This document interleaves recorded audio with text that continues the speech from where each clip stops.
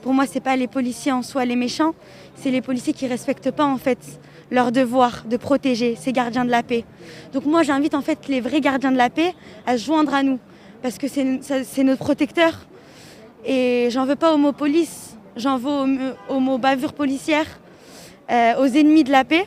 Pour nous aujourd'hui, c'est les gens qui sont contre l'injustice et pas contre la justice ou l'État. Vous n'avez pas la haine? Non, j'ai pas la haine, je suis triste. Je suis triste de ce qui arrive dans notre pays. Le pays des droits des hommes, oui, c'est de la tristesse. Je suis triste que mon père, il a été tué par des gens qui étaient censés le protéger. Donc c'est ça aujourd'hui que je veux rappeler aux gens. Sans haine, juste l'émotion de la tristesse, je pense que ça suffit. Justice pour Cédric! Justice pour Cédric! Justice pour Cédric! C'est vraiment du jamais vu. Enfin, quelqu'un qui comme ça refuse sa défaite, refuse de l'admettre et qui surtout maintenant se met à faire pression sur les responsables des élections au sein des États. C'est vraiment quelque chose. Et d'ailleurs, tous les responsables politiques prennent position, les médias américains également. Donc oui, c'est vraiment quelque chose d'assez inédit. Pourquoi est-ce qu'il fait ça ? Alors, comme vous l'avez dit, on se demande un peu ce qui se passe dans sa tête. Il y a de fait certaines personnes qui vont mettre en avant des raisons un peu psychologisantes, qui fait qu'il évolue effectivement dans un monde où il ne peut pas avoir perdu. Mais je pense qu'il y a aussi quand même des raisons politiques qui sont assez fortes. C'est-à-dire que déjà, je pense que pour lui, c'est un peu une ultime nuisance qu'il exerce à la fois contre les démocrates, en remettant en cause son légitimité, mais aussi contre les Républicains. Il met à l'épreuve son propre parti, en fait, parce qu'il attise une forme de scission, en fait, au sein du parti, entre ceux qui ne vont pas le lâcher, qui vont le suivre jusqu'au bout, et on voit très clairement qu'il y en a beaucoup qui sont prêts à le suivre dans cette voie, et ceux qui, au contraire, l'ont déjà lâché, par exemple Mitch McConnell, le sénateur du Kentucky, qui est le chef des Républicains au Sénat.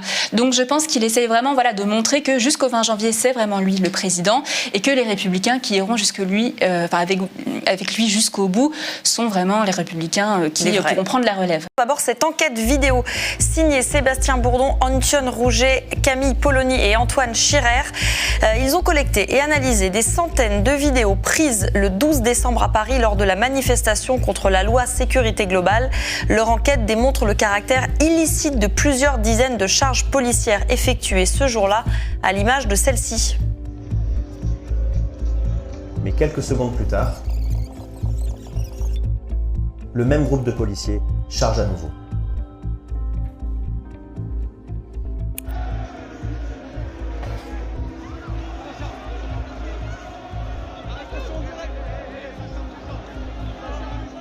Sur un autre angle de caméra, on peut observer ce qui semble être le motif de la charge.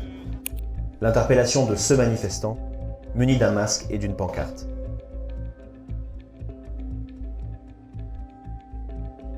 Deux agents s'élancent, suivis par le reste de leur groupe.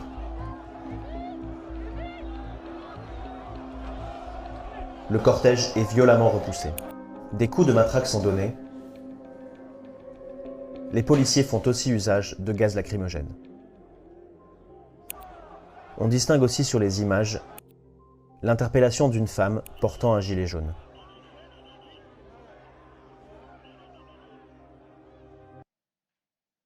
Cette vidéo documente également les arrestations arbitraires de manifestants, les coups portés sans raison et la communication mensongère de Gérald Darmanin, notamment au regard du bilan judiciaire. En fin de journée, le ministre de l'Intérieur se félicite de la stratégie anti-casseurs mise en place et annonce le chiffre de 142 interpellations.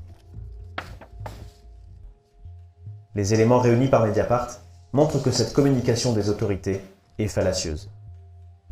Sur les 142 personnes interpellées, 18 n'ont même pas été placées en garde à vue.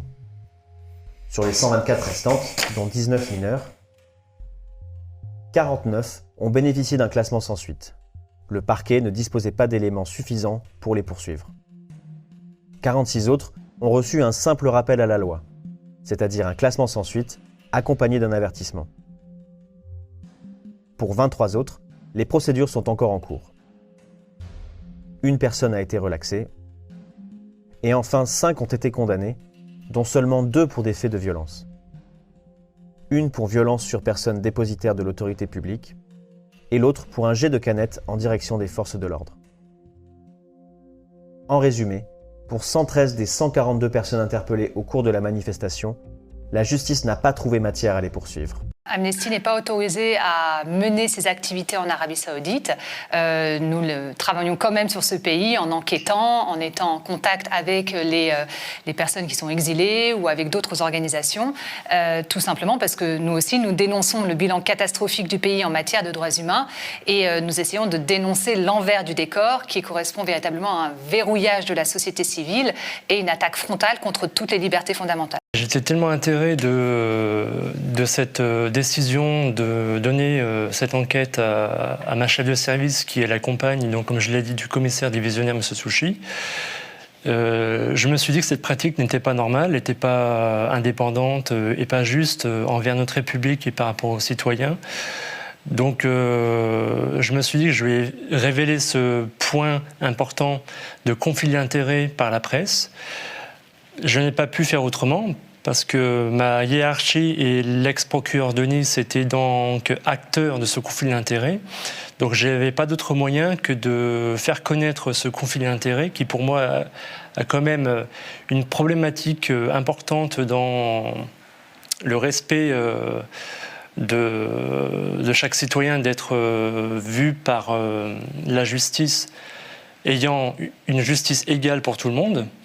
Donc, j'ai pas pu fermer les yeux et être complice de ça. Donc, par mon silence, j'ai voulu agir, enfin, du moins réagir par la presse. J'ai dû enfreindre quelques autorisations législatives, on va dire, pour que la vérité soit faite aussi bien envers Madame Leguet que pour la police et que pour tous les citoyens qui ont envie d'avoir une police nationale qui soit claire et cohérente avec ses propos et on le voit très bien quand on demande à quelqu'un de porter son masque ou d'avoir une attestation pour sortir chez soi.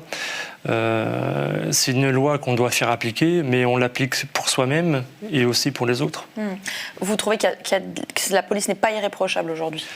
Je pense que personne n'est au-dessus des lois, qu'on soit policier, ministre ou député ou simple fonctionnaire. La loi est la même pour tout le monde, donc il faut qu'on soit impartial et exemplaire. Après, chacun doit se regarder dans son miroir. Donc moi, j'ai fait ce que j'ai voulu faire, c'est-à-dire être un citoyen fonctionnaire réacteur par rapport à cette action qui était faite sur le conflit d'intérêts. Peut-être que tout le monde ne l'aurait pas fait, mais je pense qu'à un moment donné, il faut arrêter de vivre dans le mensonge et de se fermer les yeux, se mettre des œillères. Et il faut qu'on retrouve une cohésion dans notre fonction publique et dans notre pays dans son ensemble. Si on n'est pas acteur de tout ça, je pense qu'il y a plein de choses qui se font et ça ne donne pas une bonne image pour la police nationale. J'ai un engagement de principe pour aller les voir, je ne les ai toujours pas vus, mais effectivement, je me bats depuis le mois de septembre, c'est-à-dire le début de la négociation et de la finalisation des contrats, pour que nous ayons accès à ces contrats et surtout, au-delà de notre cas particulier de député européen, que les éléments qui peuvent être rendus publics de ces contrats, c'est-à-dire ceux qui ne sont pas liés au secret par le secret des affaires, le soient. Donc les éléments qu'on pourrait rendre publics, ce serait la responsabilité juridique, le coût. Oui, alors par exemple, un sujet sur lequel je pense que vous êtes très sensible, c'est est-ce que on accorde toute la propriété intellectuelle au labo alors qu'on a largement financé la recherche de ce vaccin sur fonds publics. Et donc, quid de notre capacité à acheter des doses à prix courant et marginal pour les transférer notamment au Sud et vacciner des milliards de personnes, par exemple en Afrique. Ça doit faire partie des clauses des contrats. Quels sont le droit là-dessus? Qu'est-ce qu'on a signé? Quel engagement on a obtenu? Aujourd'hui, je n'en sais rien. Il n'y a aucune raison que ce type de clause ne soit pas rendu public. Et si vous avez accès à ces contrats comme vous en avez eu l'accord de principe, est-ce que vous nous donnerez ces informations d'intérêt général auxquelles vous aurez accès et pas nous? C'est pour ça que ça n'est pas notre demande. Notre demande, c'est que ce soit public. Parce que la réponse de la Commission européenne consistant à dire « je vais permettre à certains députés européens, dont moi, président de la Commission Environnement Santé Publique, d'aller voir ces contrats dans une salle de lecture, en laissant mon téléphone portable à l'entrée, en ayant le droit de prendre aucune note, et en étant soumis au secret et à la confidentialité dès que je sors de la salle, Une fois que je vous ai dit tout ça, vous avez bien compris que c'est pas la solution. Ce qui a été très très marquant, c'est que ce virus, mais comme souvent, il a exacerbé des inégalités sociales existantes de deux façons. Le virus lui-même, qui du coup, les métiers les plus exposés, les personnes qui ont un état de santé le plus dégradé, sont à la fois plus touchées par la maladie et plus susceptibles de faire des formes graves. Et puis ensuite, les mesures sanitaires qui sont par ailleurs, qui avaient tout à fait leur sens, elles ont évidemment pesé beaucoup plus. Si on parle des gens qui travaillent dans le secteur informel, ils ont du jour au lendemain perdu leurs moyens de vivre et ils ne peuvent pas bénéficier d'un certain nombre de soutiens d'État. Donc on a une exacerbation totale. Par ailleurs, dans un pays qui est assez peu sensible à cette question des inégalités sociales de santé. On a un système de soins qui, dans certains domaines, est ultra performant sur de la médecine spécialisée, sur des domaines de grande technicité. On a les meilleurs spécialistes mondiaux, mais on s'aperçoit que sur ce sujet, inégalité sociale de santé, nécessité d'aller au plus près des besoins des populations, on est complètement démunis. Caroline, ce soir avec Antoine Rouget, vous révélez qu'à Santé publique France, c'est quand même incroyable, il n'y a plus personne pour diriger la cellule vaccin depuis le 31 décembre. Oui, c'est ce que nous révélons.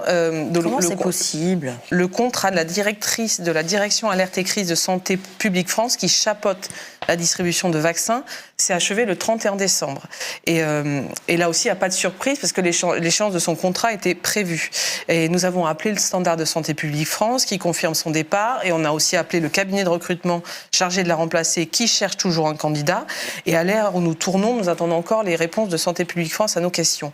Et ce qui est plus inquiétant encore, c'est qu'aucune leçon ne semble avoir été tirée du printemps, des problèmes sur les masques et sur les tests, où il y a quand même plusieurs rapports de députés, de sénateurs, d'un général qui ont pointé les faiblesses de cette agence qui a des problèmes d'effectifs, qui a été cantonnée à un rôle de simple exécutant. Et or, on se retrouve avec une cellule vaccin réduite à quelques personnes, chapeautée par une directrice qui n'est plus là, et à qui on demande de réajuster chaque jour, on l'a montré tout à l'heure, une campagne vaccinale qui a été mal pensée par le politique au départ. Et ça, c'est quand même inquiétant pour la suite. La justice, elle est en échec total, enfin, elle échoue totalement à rendre justice, justement, et à protéger les victimes. Et elle est à l'aune de notre système. C'est-à-dire que les victimes n'ont pas beaucoup de poids. La parole des victimes n'a pas beaucoup de poids. Il y a 74% de plaintes classées sans suite. Donc il n'y a même pas de vraie enquête judiciaire, une simili-enquête policière, et où souvent, effectivement, les personnes qui ont été accusées par les victimes ne sont même pas entendues. Ça, c'est habituel. Hein. C'est pour ça que, d'ailleurs, qu'on se bat. C'est-à-dire qu'il y a un phénomène de tolérance, de minimisation. Et puis, on est dans le cadre. Alors là, c'est particulier parce que c'est un garçon, Victor, mais bon, il jumeau avec Camille. Mais dans l'ensemble, ces violences-là sont essentiellement sexistes. Hein. C'est 80% de filles qui subissent. Les subissent. Voilà. Et c'est vraiment des violences avec une discrimination très importante. Et donc, il y a vraiment un jugement de valeur négatif sur les victimes. D'ailleurs, les victimes, elles ont souvent honte de se déclarer victimes. Là, il y a incontestablement quelque chose de tout à fait sidérant dans l'absence étonnante de préparation des forces de l'ordre, alors que l'on savait que ces terroristes déterminés marchaient sur le Capitole. Il y a encore un mois, ils ont fait une tentative d'enlèvement de la gouverneure du Michigan. Ils ont installé dans le Capitole du Michigan des nœuds coulants et des cordes, ainsi que des drapeaux confédérés pour témoigner de cette idéologie sudiste qu'ils voulaient réinstaurer. On savait qu'ils étaient là et on constate que, d'une part, peu de policiers sur place, que certains policiers ont cédé le pas pour laisser passer les terroristes, etc. Et donc, je pense qu'il est quand même intéressant d'avoir une réflexion sur la nature de la suprématie blanche, non pas sous les traits de ces activistes un peu hauts en couleur et un petit peu grotesques, mais bien de l'ordre policier, de l'ordre carcéral aux États-Unis, qui considère qu'un citoyen blanc avec une arme est un citoyen légitime, mais qu'un noir qui proteste avec une banderole dans la rue est une menace pour l'ordre public. Ça, c'est une question qui se pose. Et quand on voit la brutalité policière qui est tombée sur les militants antiracistes, on s'interroge devant l'espèce de bienveillance, dans un premier temps, vis-à-vis de ces miliciens.